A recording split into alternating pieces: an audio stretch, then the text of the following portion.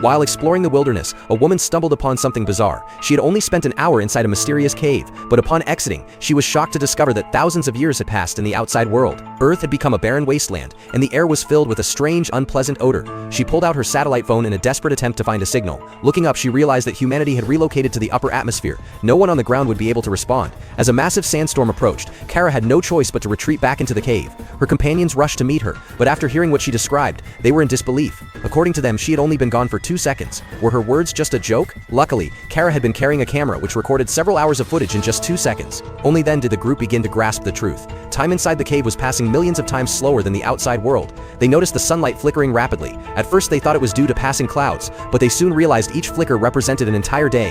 What they were witnessing was the sun rising and setting at hyper speed. Kara was devastated. She regretted leading the team on this expedition in search of the legendary Fountain of Youth. But Jessie looked up at the flashing sun and suddenly understood. The fountain must be hidden inside the cave. Entering the cave had effectively frozen their aging process, proving that the myth of immortality was real. However, they had spent too long inside. The world outside had drastically changed. Kara decided to climb out once again to see what remained.